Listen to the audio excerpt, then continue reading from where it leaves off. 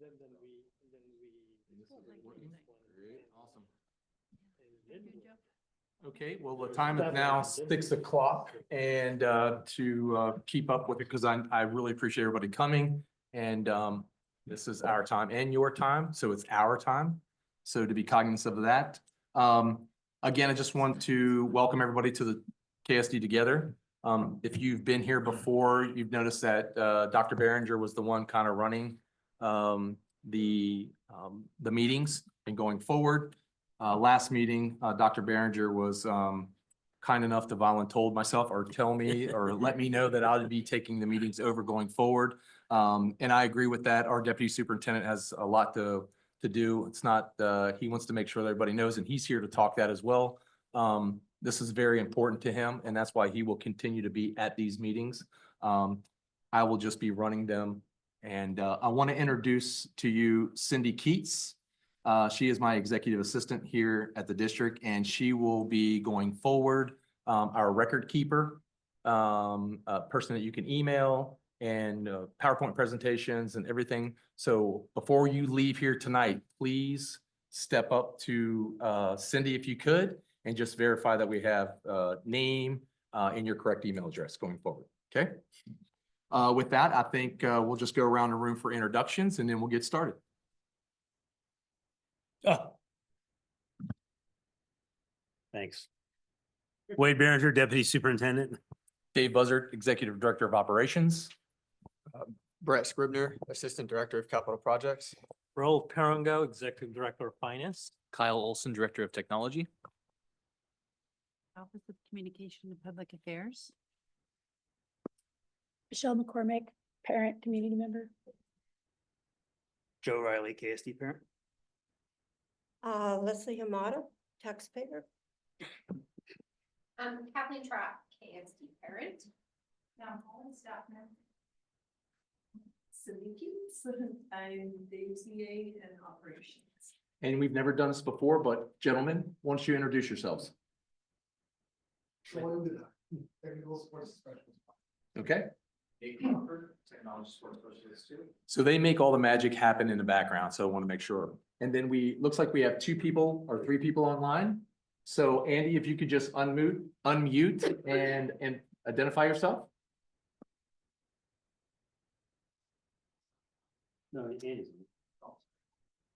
Andy, are you able to unmute? How about Steve? Are you able to hear us? If you could unmute and let us know that you can hear us.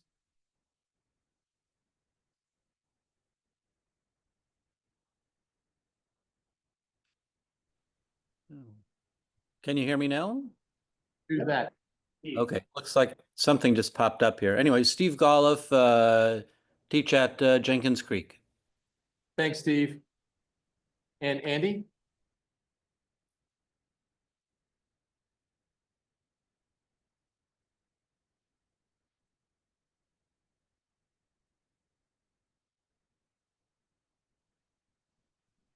Okay. All right. Well, we'll try it back in a minute. Okay. So, again, this is just to set the tone and the premise going forward.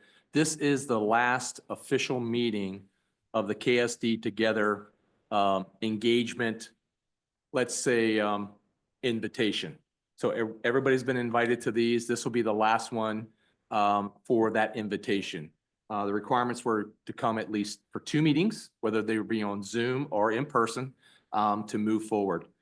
We've been keeping track of Wade had before, everybody and who they showed up, whether you're online or in person.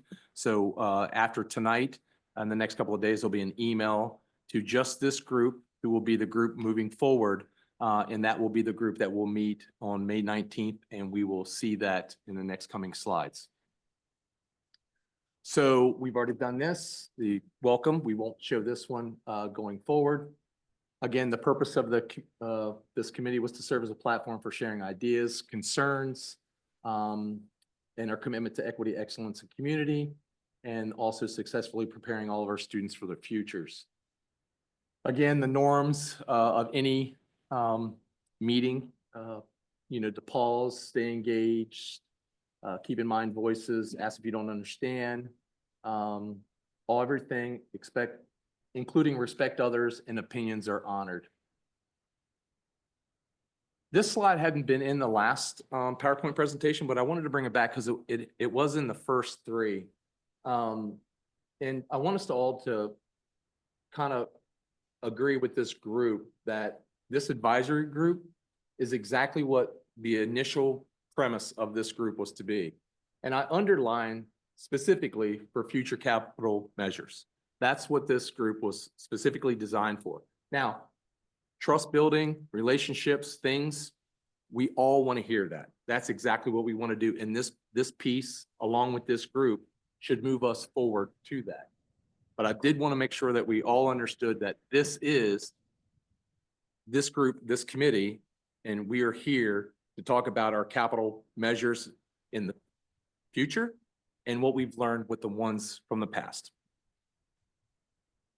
And at this point in time, I'm going to turn it over to Brett Scribner, and he can explain the 3 capital measures that we have right now as far as capital projects. He has the bond, the 2018 levy, and the 24 levy. If he has, and again, if you just want to explain what this chart is. Yeah, this is just a simple graph that kind of shows Bless you. where we get funding or a measure approved, and where funding is received, and then where projects go into design, and they follow with the actual construction implementation, and then following that is the actual completion of construction and going into closeout and warranty phases. And this also shows how each measure overlaps one another, and kind of just a real high level overview of what happens as far as funding and project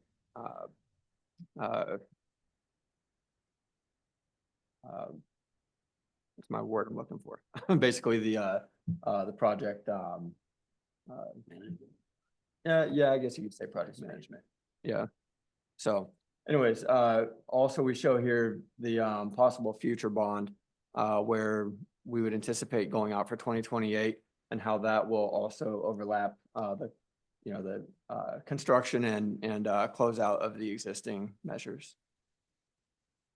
And that's, again, that's what this group, this group specifically for a proposed 2028 bond, again, which the board has not approved yet, but it's this group that will help us determine all of those projects and facets and factions of what we're going to do, so we can go to the board and present that not only as KSD, but the KSD Together Committee. We will have that as a presentation to the board.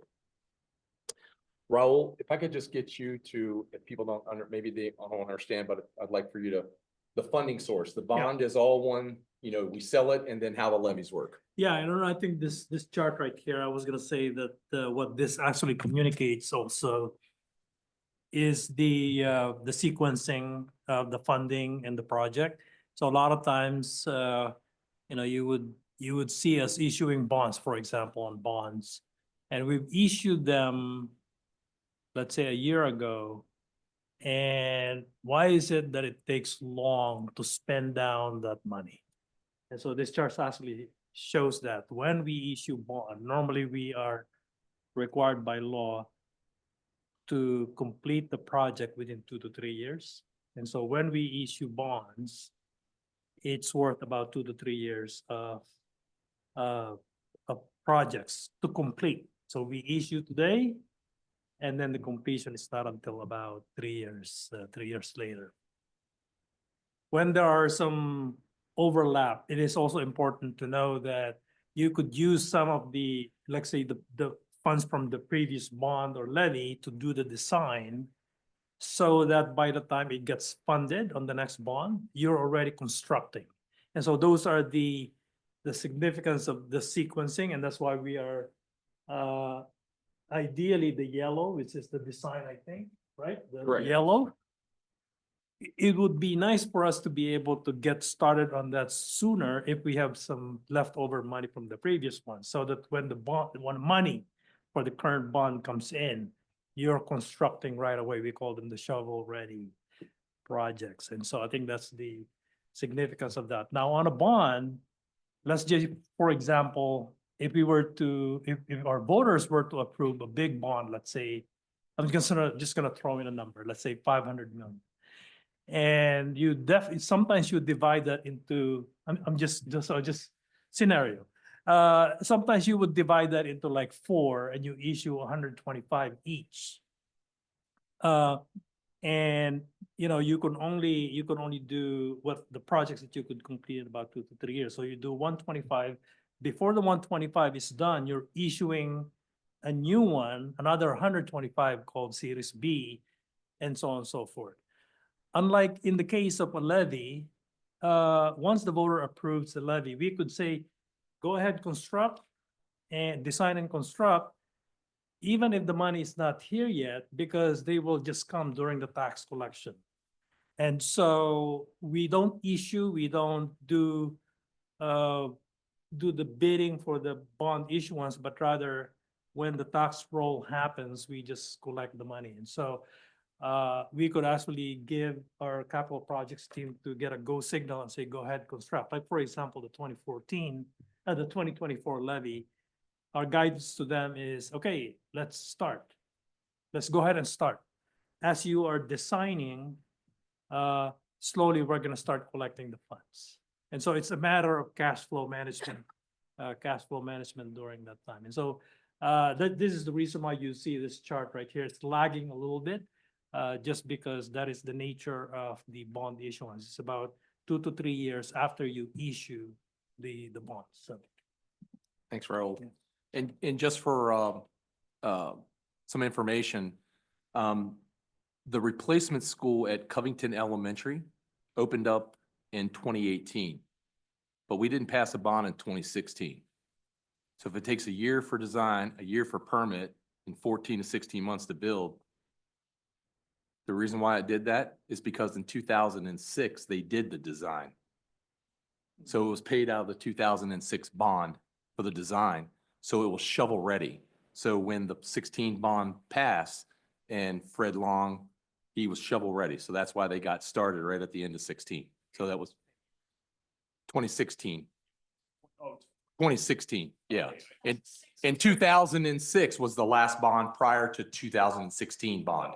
It was a 10-year lapse in time for between bonds. Oh, because of recession. Not too sure, wasn't here, but I'm sure that's what it was. Yeah. Okay. So just that's the reason why it was shovel ready. I had a comment here. I didn't want to. Oh, no, absolutely. Stop us at any point in time. This is our group. I think another interesting piece here, difference in bonds and levies that's worth pointing out is the collection aspect of it. So levies, funding payments received is tightly correlated to collections from taxes, right? Because you get them immediately. Bonds, the 2016 bond, if you included the timeline of collecting taxes from the community, it would go off the end of this chart, right? Because we're collecting the 2016 bond will collect taxes through, I think, 2036. And the other aspect is because you're doing interest, you end up paying. So for a $500 million bond, you end up collecting $1 billion worth of taxes to be able to cover that amount. Versus if you took 500 million in levies, it would just be 500 million in levies. So I think that's another aspect difference between that's not really talked about, but it's more efficient. Levies are more efficient than bonds, right? Because you don't have to pay interest, and it's a very shorter collection time. Yeah, and before we leave this topic, I think there's also on a bond when you issue. So you issue again in our example 125 million.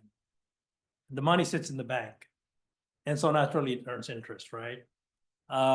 And so then you start spending down on it, but in the next 3 years you generate a pretty good amount of interest on it.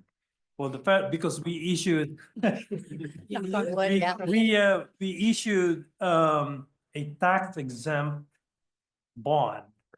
The federal government doesn't want you to earn beyond a certain limit.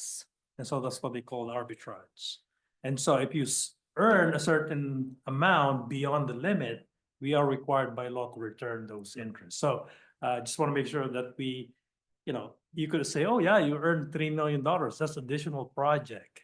no, we cannot just use that right away. We have to go through the motion of calculation and then take our portion and send the IRS portion to them, so. And Yes. I should know this, but like in the 2024 November levy that passed, what percentage did we factor in, or how do we get to that factor for inflation? I guess I could speak to that. When we initially came up with the final project list for that levy, working with is it, HOA? Yeah, Butterball Yeah. Reyes, Oh, no, it wasn't HOA, it was OAC. or OAC. Yeah, But that was Steve. He yeah. went to so- a different company. Yeah, so when we worked with OAC on the initial bond planning, we had already factored in inflation for each year. And then when we reorganized the project list, we had that inflation factored into the overall price. And that is separate from the actual contingency line that we asked for, because what we wanted to get away from was the issue of passing a measure with the current day pricing, and then not, finding ourselves short, Right. 5 years down the road or whatever it may be. So yes, it is factored into the overall price of what we were anticipating. And, How close as a history have we been to that? I'm just curious. this one, we were being, we put a decent amount in for inflation. It obviously isn't gonna be like what you saw during COVID or but it's, I wanna say it's ranging with what you see in typical inflation. And over time, have we been pretty accurate on them? Not just this last one. I'm Um, just curious. I think we've done a pretty good job of hitting Because the that projects could where be it's supposed to. interesting, especially ongoing. Yeah, It is also typical that we use about a 5% when we do estimate, but in addition to project contingency, we also do district-wide contingency. And so every project you tag a contingency amount on it for the project. But at the same time, you have this district contingency in case the bid comes in higher, then you could actually pull out from the district contingency. Now, there are some extraordinary situation where you didn't predict, like what's happening right now. Although we know that this is election, but during that time, we didn't know who's gonna win. We didn't know what the tariff plan is. And so obviously there are some impact in the pricing nowadays. Back in some of my previous experiences, like the Katrina, even though it didn't happen right here, there were some impact in the Yeah. cost of materials. And so during the time back in my previous experience, we estimated 5%, but we ended up with a contingency with an inflation of 15% because of some of those special, some events like that. And so it's just hard to predict, but generally we tag along about 5% in contingency mhm. on the project, and then additional amount for the district-wide contingencies. Yeah, so Thanks. thank you, Raul. And going forward with the 2024 levy, as I said, we have factored in those inflationary rates for each project. And while they kind of, I do have a kind of a Gantt chart to share with you guys today with those individual projects and where we anticipate starting, design, where we want to, you want to hand this out? Yeah, absolutely. Okay. I will. Good for something. Yeah, so right now, we're kind of forecasting when we're gonna go, at what year and what time we're gonna go ahead and implement those projects. And it's not to the actual, I mean, you can't go to the month and be like, oh, in April, you said you're gonna go out for, notice proceed, or, it's just more kind of a general overview with Yeah. what we're anticipating. And with that being said, I think we should be fine monetarily on this measure. Thank you. Perfect timing, Brett, appreciate that. While we're on this subject and we're here, we'll, what Brett just handed you out, or what I just handed out that Brett has, put together. So again, in past levies and bonds, we've always kind of done, okay, we're gonna do these projects in a timeline. So if you go on the KSD website right now, you can go to levies and bonds and you can see that there's a sheet in there that kind of says what the start and when the end is. Okay, that's been through this. Brett's done a really good job of taking the 24 projects for the levy themselves and putting them in the pre-construction design, permit, construction closeout. So keep this in mind when we come back as a group, because this will be really important to talk about in things that either will take priority, things that may get pushed to the end or brought up forward, depending on relativity. So I just wanted to make sure that you have that. The other thing the other sheet that you have, Brett, every year, we put out a summer list and we work with all of the school administrators, our EdSols, and what we do, our executive director of EdSol. Sorry, it's Edley's. Oh, Executive Director of School and Leadership. School and Leadership, thank you so much. It was Edley's, it was SIOs before. We work with them to make sure that if they are gonna have summer school in the building, or they're gonna have a program in the building, but Brett's team needs to get capital done, projects or we have maintenance items in there, we need to make sure that. So that list, we wanted to provide that list of exactly what's happening over the summer. And then again, if you have any issues or concerns, questions about that, please reach out to Brett directly for those. But again, schools have already been notified. There's a summer school team being put together right now. They're deciding on where that's going to be. So just want to make sure you had a list. Okay, moving forward. I wanted to bring some attention to the Mill Creek project. I think in the grand scheme of things, I wanted to make sure that we came back to this project specifically and got some clarity around it. The EPA grant project was a $20 million project for the Mill Creek field renovation that basically wiped out the entire surface of the Mill Creek school grounds except the interior courtyard to include State Street halfway down the street. That was going to be the new bus loop. If you watch the presentation in Kent, the KSD Kent communal meeting, that's the whole presentation was done. That was retention, detention, raised 8-lane track, pushed over, bus loop. Old bus loop goes away, new bus loop on State, new parking lot off of James, new parking lot on the north of James. I mean, it was an incredible project. That was the $20 million project. Everything but the building. Everything but the building, exactly, okay? The 2016 bond project was a $1.8 million budget to install new grass fields, under drainage, and a cinder track. Currently where it is. Nothing more, nothing less.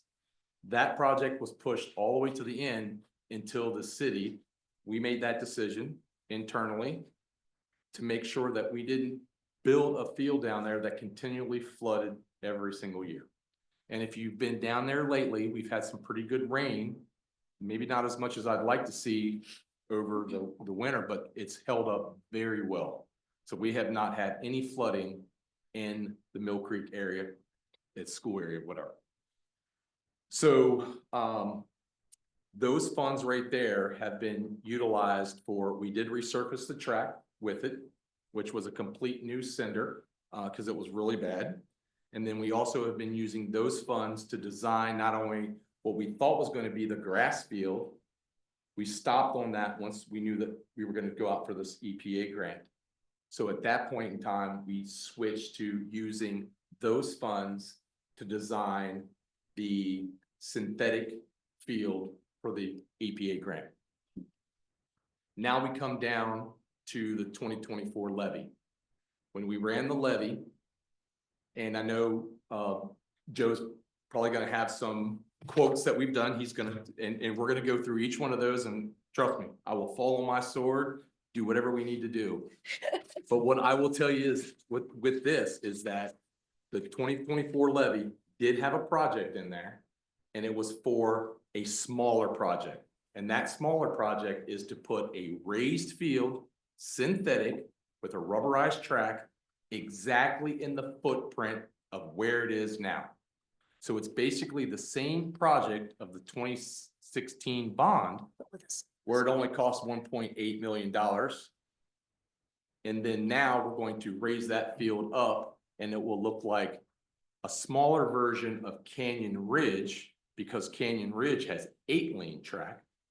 This new concept design will only have a 6-lane track. It will have to be longer, but it will fit in that footprint with a little bit of the parking lot to the south taken care of. So I just wanted to make sure we came back to that project specifically and talked about it. Again, it's whether information, not information, if I did not make that a valid point when we were doing this, please, I'm human, I'm here, I err. I will accept anything that's from, I think any of us up here at KSD will do that. But what we will want to do is, now that that's there, let's talk about it. Let's get it out and let's move forward. And with that, I'm going to turn it over. And I would like to also add that the original design for the grant that we were going for was also going to include the retention and detention for a storm system that encompassed the surrounding area as well. It was going to help with the neighborhood across from Mill Creek, and also those businesses that are just to the south. It was going to be a pretty hefty detention facility. So with that being said, you know, the new design does still get us that water retention detention, but it's just on a way smaller scale. It just basically takes care of the offset of the cubic yard of the field being raised and our property right down in that area. So the project that we have currently right now in design only takes care of the water for our side. It has no expansion for any city project Right. around.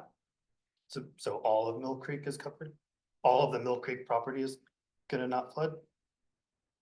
It's basically, Be more specific, like the Mill Creek School. So the original, yeah, so the original was Mill Creek plus the surrounding area. That's We're correct. saying that the new project is going to cover flooding for all of Mill Creek's current property. In but just theory, not- Yeah, Mill Creek School property, absolutely. in theory. Because the parking lots Yes. on Mill Creek flood today. As long is because, and I mean, if we ever get a chance to walk it, I'll show you. If you drive down State Street and you stop at Pioneer. Yep. And you can make a left to go to Central. There's a catch basin right there on the city street.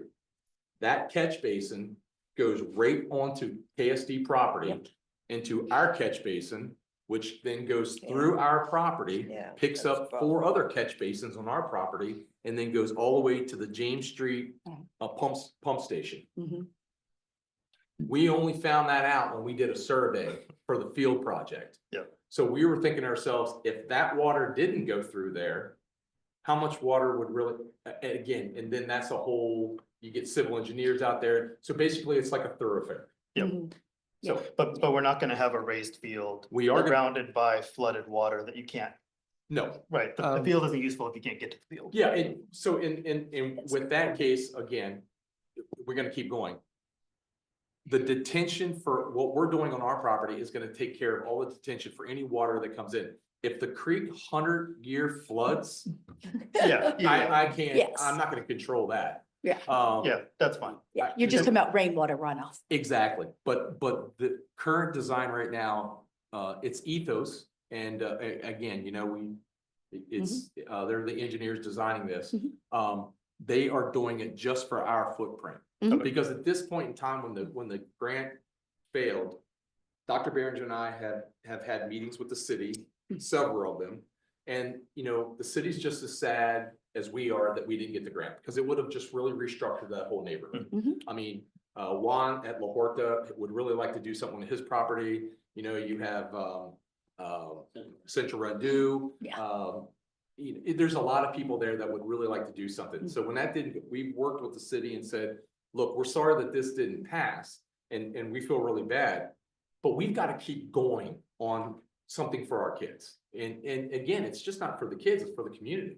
Because I can tell you, we're going to build this and we're going to use it, but so is the city.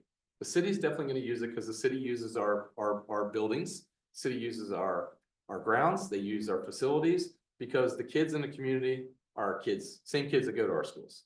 So with that, I'll turn it over to any comment about this. I'd really like to I'll see where we are add- with this. Well, I'll add something to them that real talk, quick. if you can.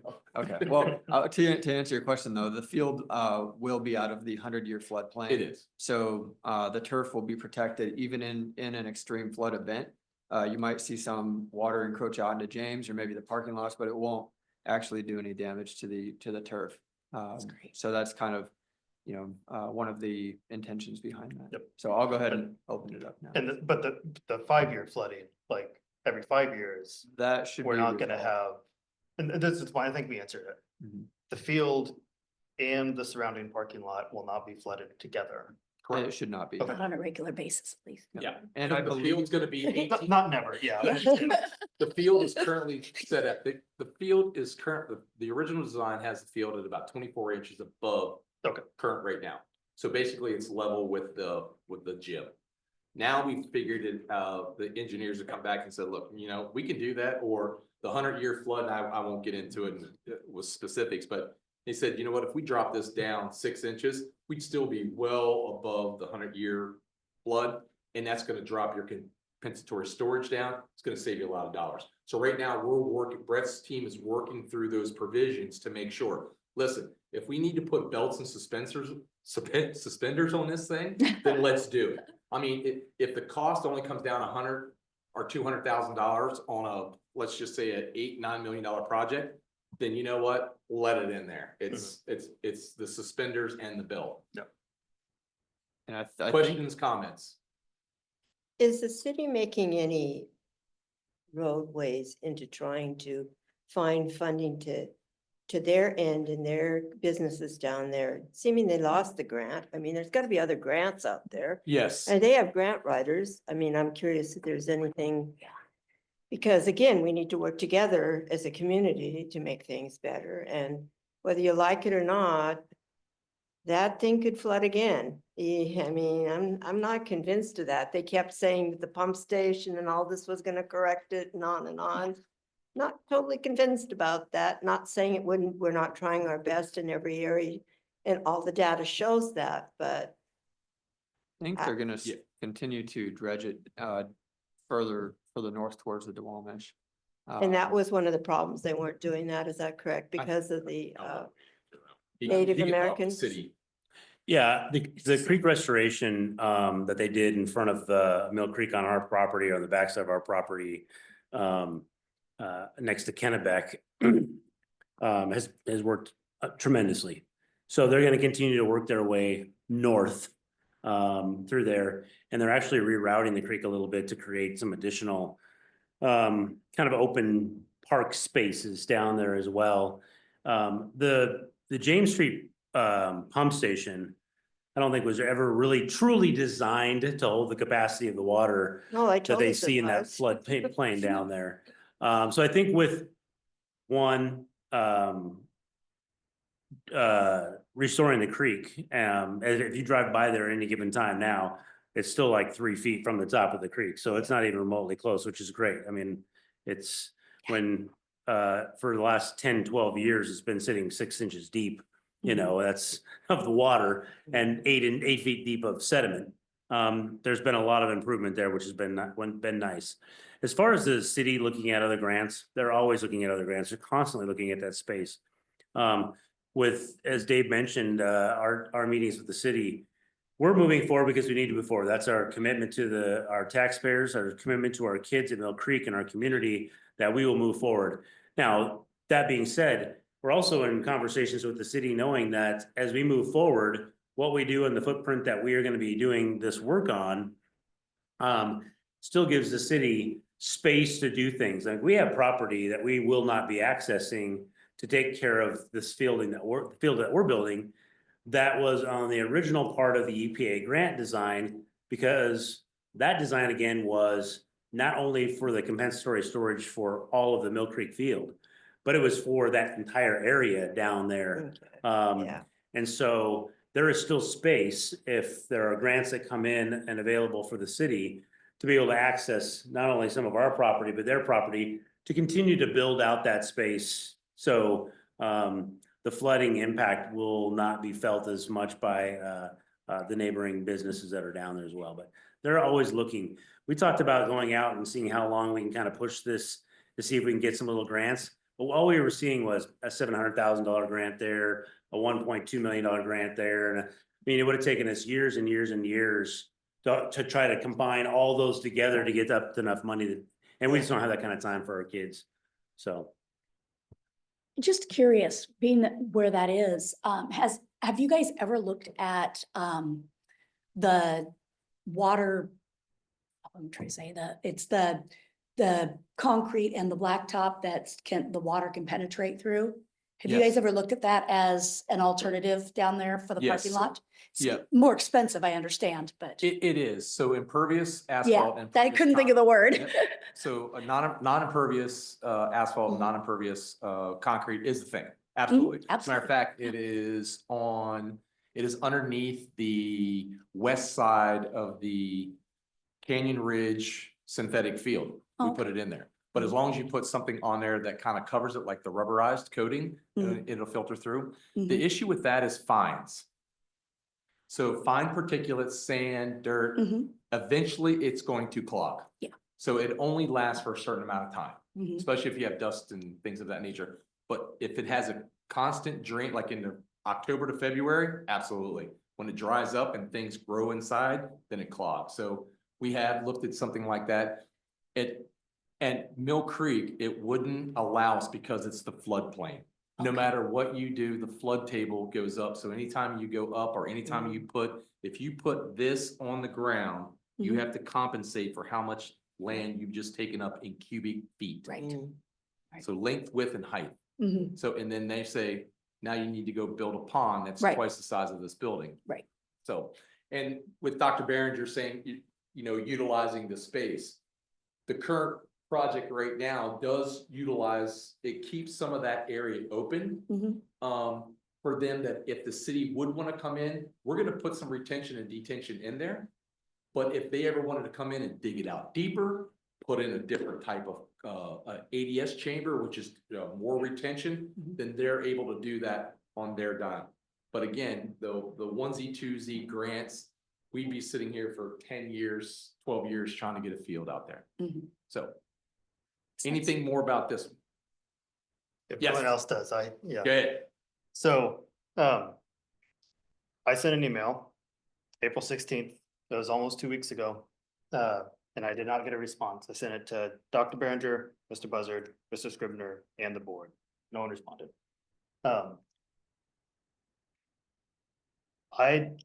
This is not just an omission. It wasn't just miscommunication, right? These are 8 quotes, just the ones I found, 8 quotes across 6 meetings between July 9th and November 25th. So it was a 6-month period, a lot of different meetings, both the listening sessions and this KSD Together. And some of these quotes were not, they're very direct. A community member specifically asked, this was September 30th. Community member said, if you don't get the federal grant, you can't do the field at Mill Creek because you wouldn't be able to do we wouldn't be able to do the flooding mitigation, so it wouldn't make sense to do the field. Is that correct? And I don't know who it said. I think it was Mr. Scribner said just flat, yes, that is correct. So I don't know how you spin that as a miscommunication. It was a very clear, if the grant doesn't pass, we don't do the field, and the answer was yes. Okay, So, and that's one out of 8, right? There's other ones in here that's very clearly, we're not gonna do it without the field, we're not gonna do it without the field, we're not gonna do it without the field. So. I don't know how to bridge those two. I don't know how we get to that statements to where we are now and saying that nothing has changed between then and now. okay. I will take a stab at it and then I'll let anybody else on the panel that wants to take a stab at it. When that question was asked, and again, I didn't go back and look at the video, because I'll be honest with you, I have a lot of things on my plate during the school day, and I even go back on my own time and check, but here's what I will tell you. If that question was posed and that was the answer, that answer, I will take responsibility for that answer that came out of the person who reports to me, and I'll tell you why. Because if that was a wrong answer, then that shows some leadership of me or lack thereof. I will say that openly in this, and going forward after May 19th, I really would like some nice, open communication, candid, as long as we're civil and respectful. Mhm. With that piece, when it says the EPA grant, that was taken out of context, and I'm gonna tell you why. It's not the field project, it's the whole project. It's just, and again, if it specifically said field, then Brett and I probably should have reiterated that a little bit or made that more clear, Joe. And I'll apologize. We don't, that's not a lie. If somebody wants to say that or say that was miscommunication, it was an error on our part. This field was always going to be done one way or the other. It was not going to be done with the $20 million project, just what we have here. It was going to be done as a smaller project. And we didn't let everybody know that because we don't do board presentations to every single capital projects that we do. We've never done a board presentation for a multi-purpose room.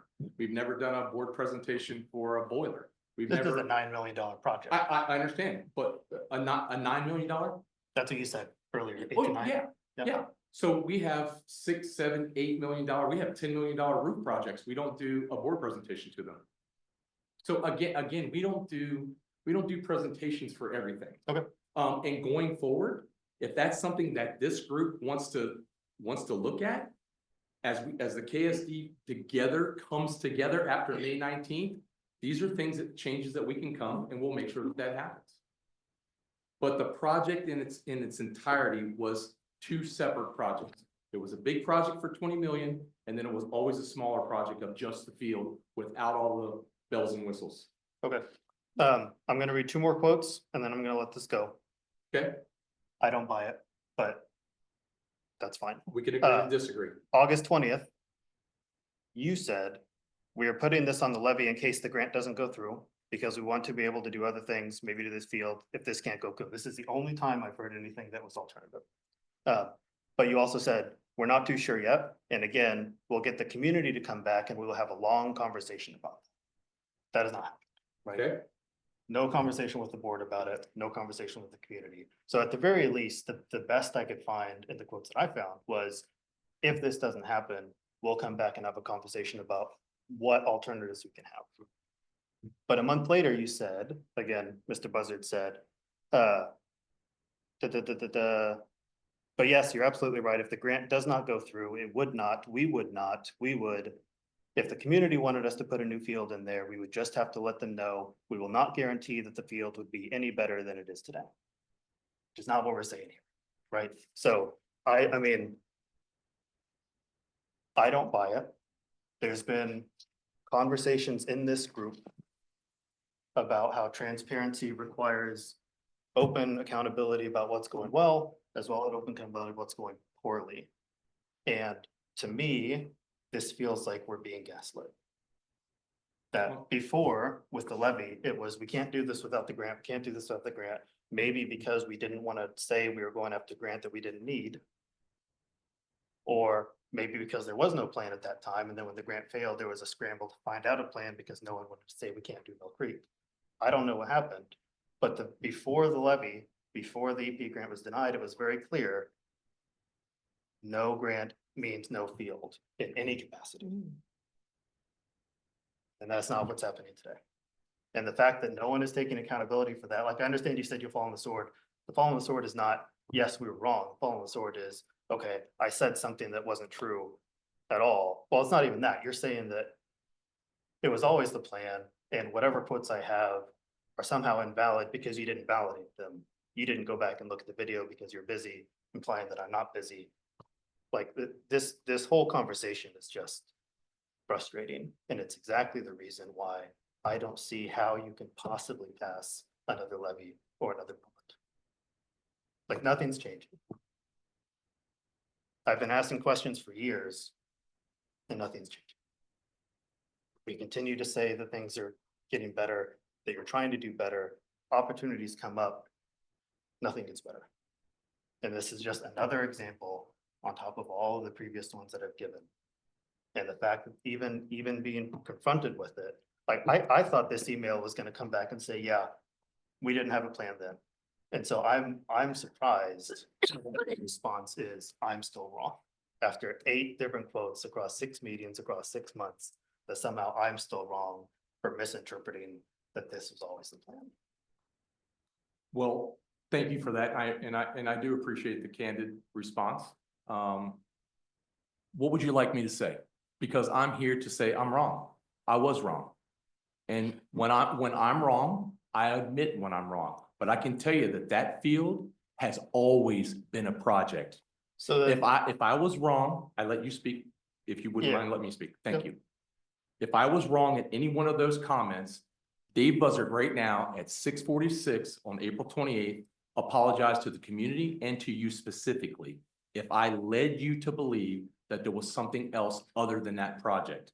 Yes, we would use those funds for other projects if we couldn't, but that project was specifically spelled out on the levy.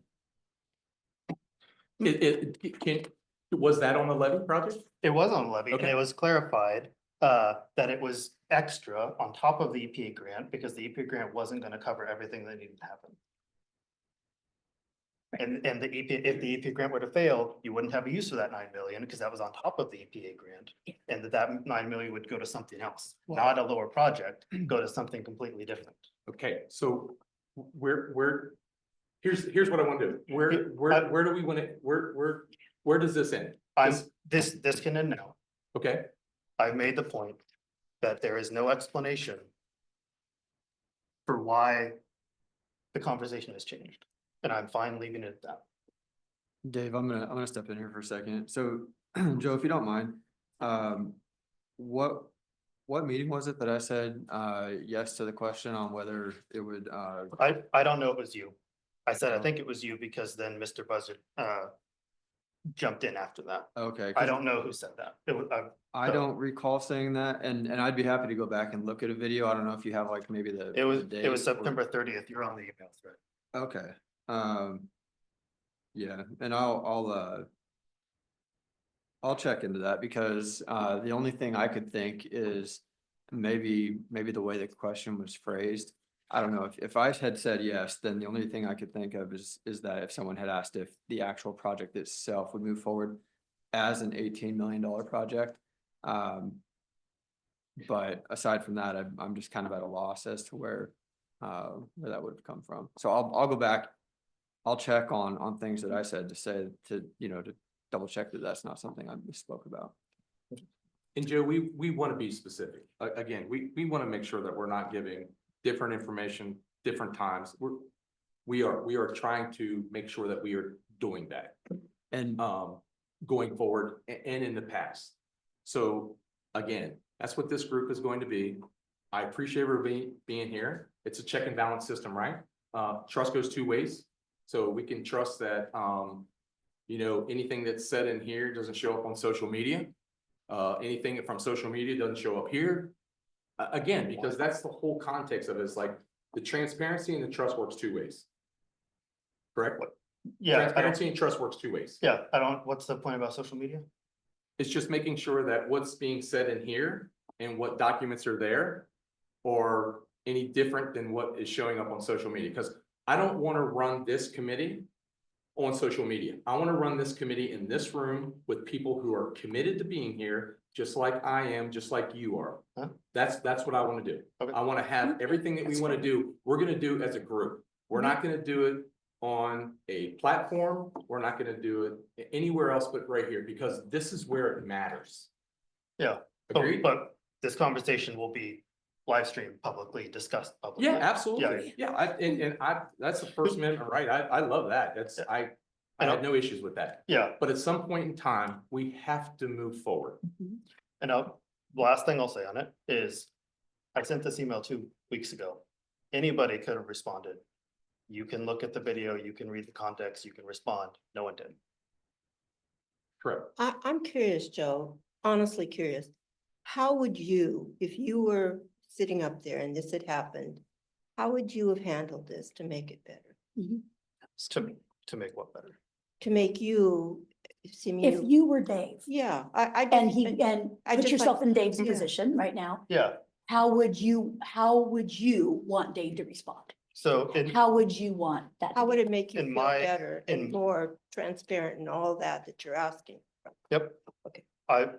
I wanted an explanation for why. And I don't, we can't argue that it was a miscommunication. These are not miscommunications. 8 times is not miscommunications.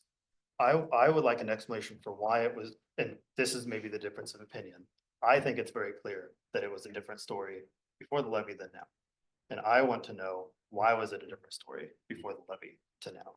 Like, what changed? Why is it before the levy, we were saying, no, the field won't get done unless the EPA grant is done, and then the EPA grant left. And we said, oh, no, that was always the plan. So something changed. Either it wasn't always the plan and we're scrambling now, or it was always planned and we were lying before. I don't, they don't connect, and I want to see those connect, is what I'm looking for. Well, it's funny that I, honestly, because I had a large part in going after, this levy that went up. I Mhm. wanted to make sure I really understood every piece of it. And it doesn't mean I'm all knowing, because believe me, I make tons of And mistakes. I might make mistakes too, right? When I brought this up before. But I said- did, excuse me, Yeah. but I did understand that we really needed this EPA thing to correct the whole picture. And I did, because I've always been kind of a fan of Mill Creek down there in my work with social justice and stuff like that. I wanted to see, I was here the night the boy testified when he broke his leg playing football, and I thought, Mhm. those kids deserve better, and I did understand that even if that didn't go through, but it sounded like it was pretty much, sounded like they had a good plan. Yep. That there would be some type of field built down there, not the Cadillac plan that we wanted. I understood that as a taxpayer or as a committee member, so I'm not totally sure people can misspeak and they can say things wrong, and they could be at a meeting for 5 hours, a board meeting, and I come out of there, I don't even remember what I said. Yeah. But at this point, I think that I just want to understand, because of other things that we've worked on, I just don't understand what it is that would make you feel better. Is it not just you, but other people that feel that way, Again, to me, it feels like I'm being gaslit, because previously it was very clear to me, and if you have a video or anything, like an email, anything that stated that if this CP doesn't go through, we'll do a different field, Mhm. I would love to see it. I don't remember seeing it. I could not find anything. I don't remember any conversation that said. I've been in a meeting The when it was fallout. talked about, but I don't recall exactly. Joe and Yeah, and Leslie, I don't know either. you know what? Here's what I want to do. I want to get you I want to get you a response. Yep. So, because I wholeheartedly believe that this has always been a project. So however it came out that this was never going to happen. Now, whether it was a conversation that it's not going to happen within the context of the $20 million or whatever, but the fact is Mill Creek Field was always a project. It was on the levy. We wouldn't have lied to our taxpayers. So we will get you a response that shows you the whole picture. We'll do that. Just give us some time. One thing I asked from you, and I'm going to tell you straight up why I didn't respond to your email. As soon as you sent that email, You then went and posted all over social media, and then allowed those people on the discussion board to tear it apart and create their own narratives about district employees and people who work really, really hard. And I don't do business on social media, and I'm not going to engage on social media. So I don't respond to people who then put their stuff out there, because then my stuff's going to be all over social media for people to draw their own conclusions about the work that I do and whether or not I care about this district or not.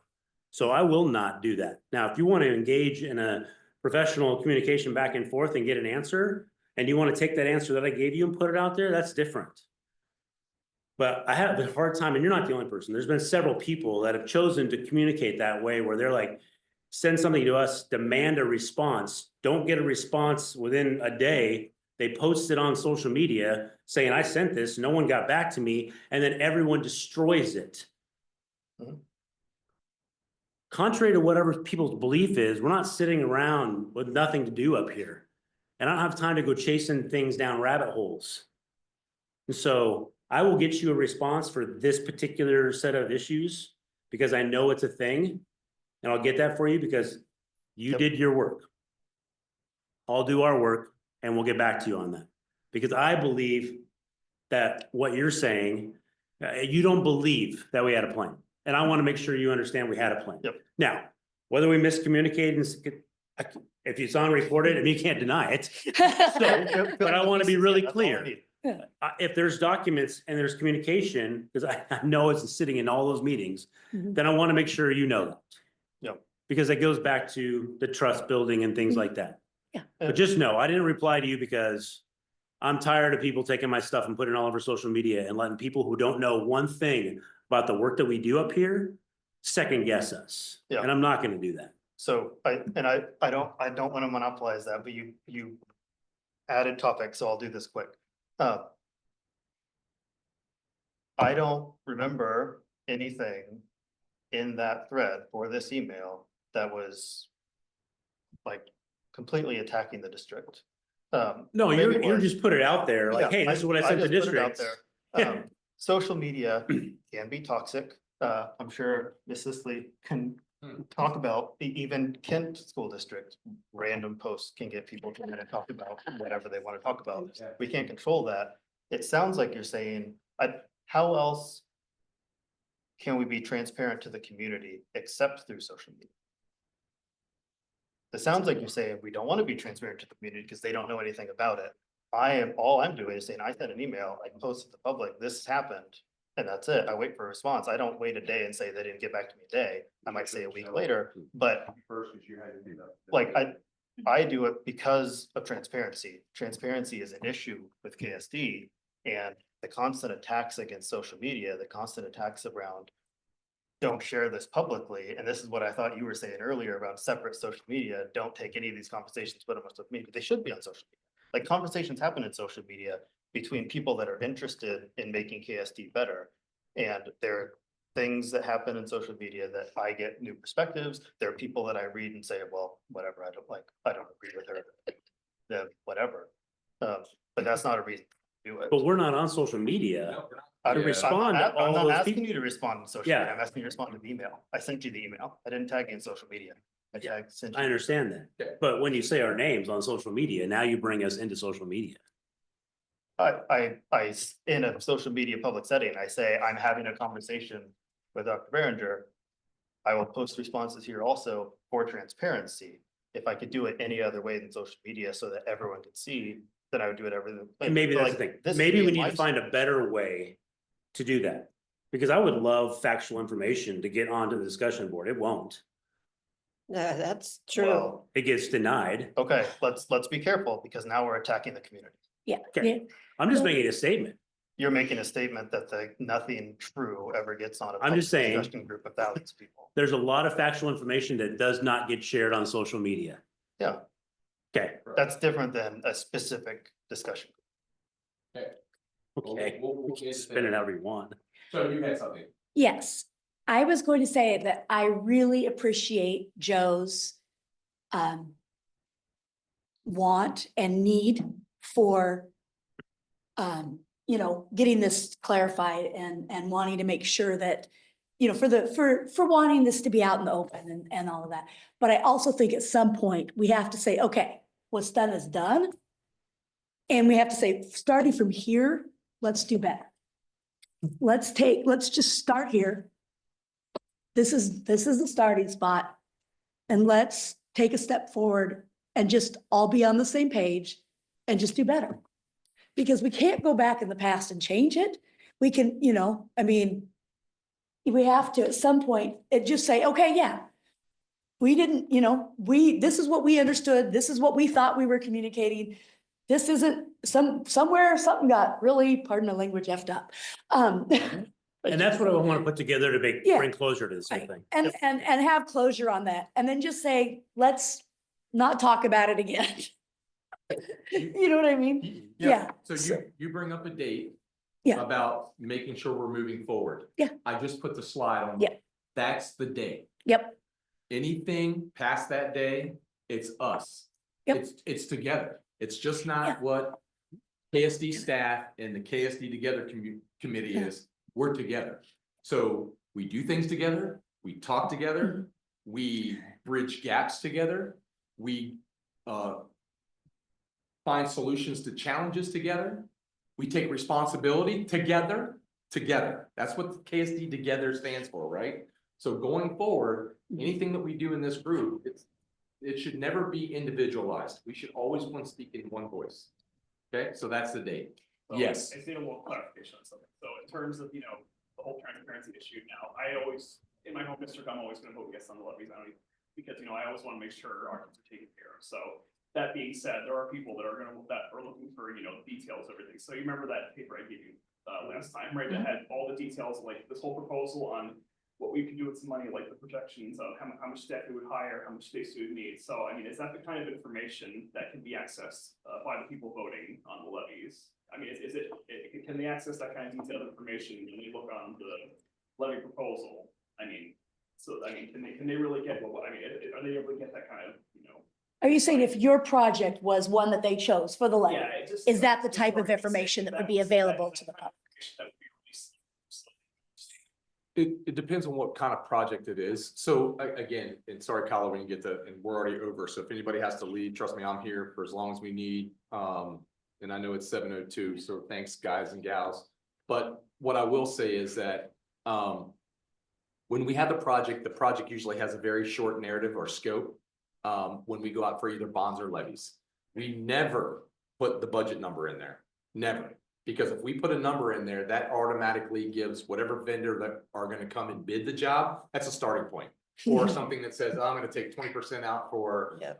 construction or for consultant fees, and that's probably gonna be the project. So again, it's all those things. So they would now, a project such as that, huge, because you're talking millions and millions and millions and millions of dollars.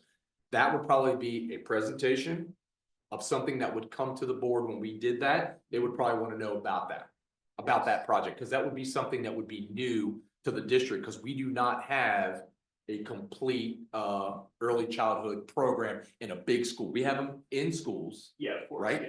But we don't have a big program like the one you're talking Okay. about. Well, yeah, that would be part of the whole bond thing. I mean, I'm looking to use the levies to try to expand the program within the schools as a start and then build Correct. up to that point. So Yep. I'm just wondering how much, that's what I was just wondering, how much information can we give them, so that because, there's people out there who think that, why am I voting for this? We're just paying for glorified babysitting, but we're not. But there's people who are thinking like that, and they're gonna want to see how much of their money is being used towards this. Like if they say, oh, we're trying to create a universal pre-K program like in New York City, they're gonna say, no way, waste money or something. Yeah.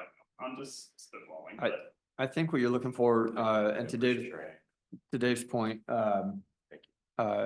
normally we would go out with a scope narrative, for each individual project.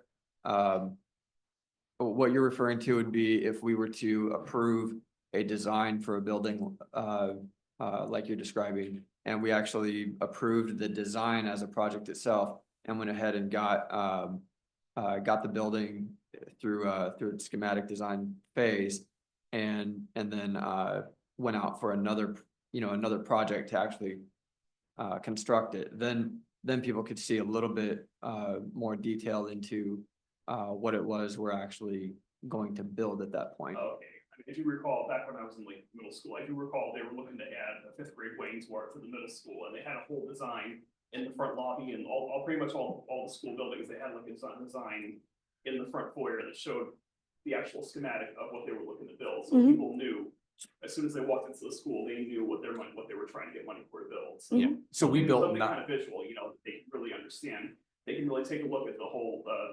CAD schematic and really see what it's being used for, something like that. so to answer you that, of the 9 multipurpose rooms that we built here in the district under the 2016 bond, every single one of those had a 3 foot by 2 foot by 3 foot sign of what it looked like, of what was being built, but that was not during the voting of the bond. So they didn't get it because it wasn't even designed at that point. But when we do design things like that, projects that cost $4 to $5 million, we do put those designs for the school to know what's coming. Now, the three full schools that we've done, Kent Lab Academy, Covington Elementary, and River Ridge, all 3 of those were, the designer and the architects actually came and presented to the board through a board presentation. And then they got to see what that was going to look like before we even got into the final layout and design of the school. Okay. Yep. And Patricia, you had your hand up.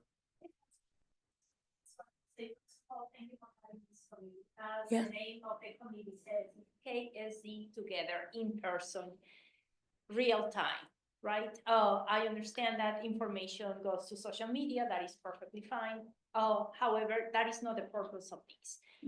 Mill Creek, the fields, both of my kids attended Mill Creek. I've been in conversations, in meetings, town hall meetings, levy, waiting on the streets. It has been public. I mean, the information is out there for the public. We can, as adults, we have a choice. We can nitpick and everything that went wrong, or we can see the big picture and move forward beginning May 19th and just focus on what matters, making things better for our students, for our community, and expand this group. Why? Because it's always the same group of people, either online or in present here in this place. I try to reach out. I really do try to reach out to our Hispanic community. How many of us have been together? I have reached out to them. So let's expand this group. Let's see a little bit.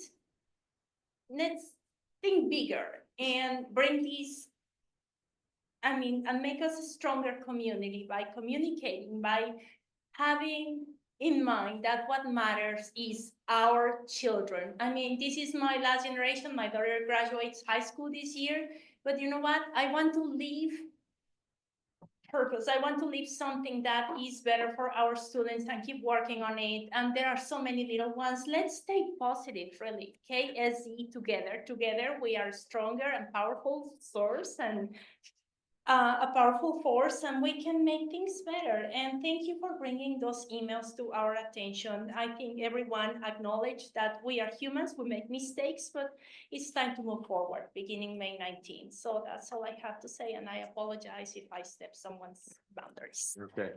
We do have a comment, Andy Torres. Good evening. Can you guys hear me okay? Yep. Great. I had technical difficulties. Again, my name is Andy Torres. I am a staff member at KSD, but I'm also a parent of KSD. And I want to comment, I want to kind of echo what Patricia mentioned about, in keeping the integrity of our school district. Again, that's super important. There's a reason why I joined KSD Together, and it's not because I'm specifically a staff member. I did it more so because I'm a parent. I've seen the goodness that our leadership team at KSD has done. The transparency has always been there. Everything gets reported, everything gets disseminated to the public pretty clearly. This is my 5th district that I've been at, and I can clearly say and confidently say that KSD has proven to me transparency, good stewards of taxpaying dollars. The leadership is amazing. And this is why I want to be part of this KSD Together group, is to be able to move forward and push forward to improve outcomes of our students, more than just their educational aspect, but for them to become lifelong learners and eventually become lifelong teachers. And I think that's kind of the end result, is making sure that we're going to do whatever it takes to improve facilities. Number one, that's going to improve education in the classrooms, and it's going to get our students to not just graduate, but to have a good, strong, mature head on their shoulders so that they can move forward in their own lives as well. So I just wanted to share that with you guys all. Thank you, Andy. I appreciate that. And again, it is 7:10. I want to be respectful of everybody's time. Again, the next meeting is May 19th, 6 to 7, right here. Again, when we come to this meeting, you'll get an email from Cindy or myself, and it will be the closing people who will be a part of this group moving forward. Again, you know, and as we get to that, we'll have a pre-agenda sent out.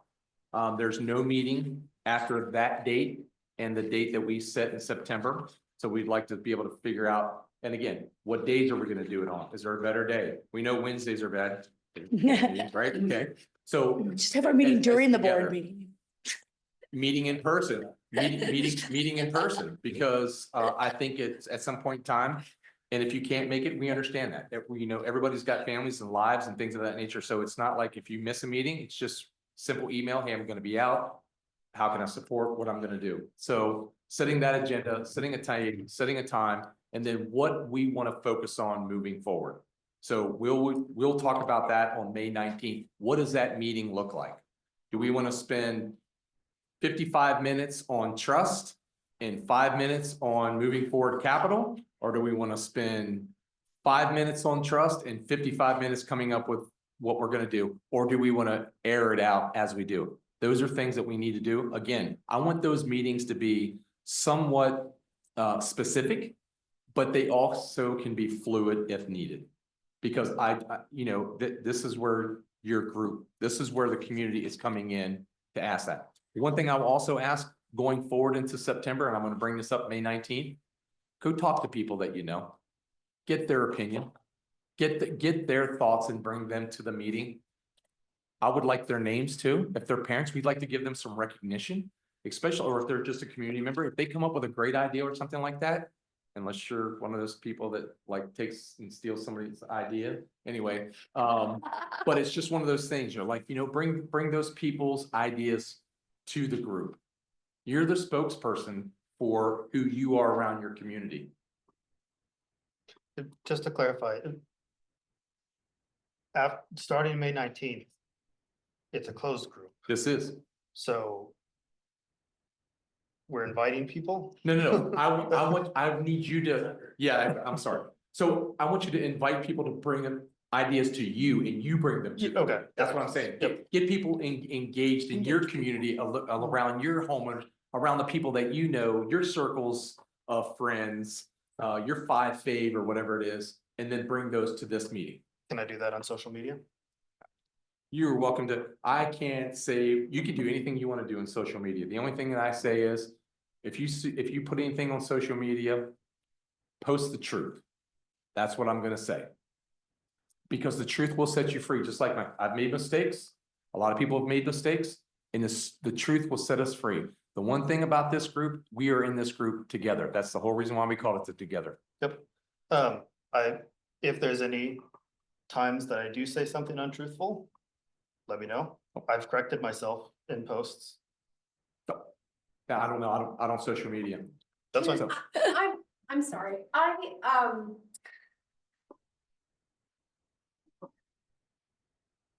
I think that this is important, and I think that we are all very busy and we should approach everything in the future.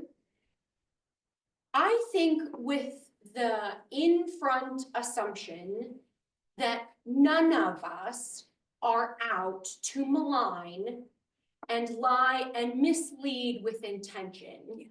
Because if that is how we are going to come into this meeting, it will be pointless and we should not attend. That's true. And I'm saying that to all of us Yep. together as a unit, Mhm. so that way all of us think about what we really want to take out of this. Because if we are going to insist on assuming slight when someone says something that clearly wasn't there as a slight, there's nothing that we can say that will make this move forward. Yep. So we're all just wasting our time. When someone says, I am busy, so I didn't have time to get to a thing, they did not say, you clearly are not busy. And assuming that that was what was said is harmful and puts us on a ground of quicksand. We will never be able to get to a place where we can actually work together if we insist on assuming that everything that's said is out to slight. I can do that too. I can very easily say, oh, when Joe said that he felt like he was being gaslit, I feel like the implication was that I'm stupid because I didn't feel like I was being gaslit. I felt my entire time that I've lived here over a year, I knew exactly what's happening with the field. I know you didn't mean that. I know you weren't implying that I was stupid. But if I'm gonna go into what anyone says, if Wade says to me, well, you know, I had an extra meeting and I know you just had your regular work, so you might have been able to have more time. I could easily be like, Wade, that was so rude. How dare you say that you're more busy than I am? He didn't mean that. And if he meant that, then I should have that conversation separately and not insist on taking over an hour every single month of all of our time to lay a bedrock that's not bedrock. Because the only way to move forward is if we all are willing to give each other the grace that we are humans and we all want the best thing. And if we can't do that, then I don't know that this is useful for us.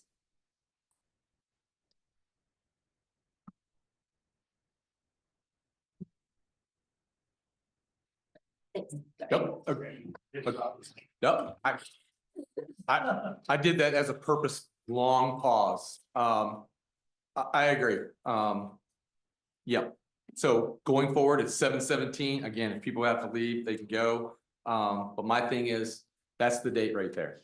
Come open, come with grace, come with civility, come with knowing that, you know, I know the community.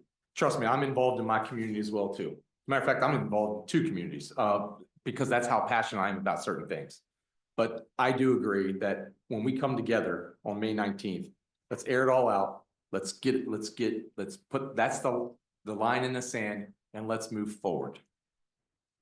I just want to share just a little short snippet of something, you know, a little inspiration before we all. Sure. Okay, so there was a guy I met at the church I was working at. So this was a guy, he was a little younger guy, maybe early 20s, whatever. Now he's got a few problems of his own, and he's had a few run-ins with the law as a teen. And, you know, he's got a few diagnoses. Well, anyway, so I don't know how I got into this conversation with this guy, but he was talking to me about something that he invented, like it was some kind of aeronautical engine of some kind of engineering way beyond my ability to comprehend. So, but the way he described it, it seemed like he really knew what he was talking about. Mind you, this guy has no credentials because, you know, he couldn't finish school, all that stuff, because of all those things he experienced as a younger child. So I'm not going to get into any details, but all I could think of when he told me his story was just the waste of God-given talent. Has anybody ever seen the movie Good Will Hunting? Mm-hmm. So same concept, whatever. All I can think of in my mind was that this guy had got a better start in life, you know, had been enrolled in a program like, you know, the one we have to offer here over Covington. You know, if he had been in a program like that as a younger child where he could have been taught those social skills and had those needs addressed, you know, at a younger age, you know, I can only imagine where he'd be now. I mean, he'd be one of those Boeing engineers or whatever, but that's another reason why I'm pushing for what I'm pushing for. So I just want to leave with Okay. that. So. Well, I appreciate everyone's time. Again, thank you so much. This will close it. Thank you, everybody that's online. We appreciate everyone, and we will see everyone here May the 19th. Thank you.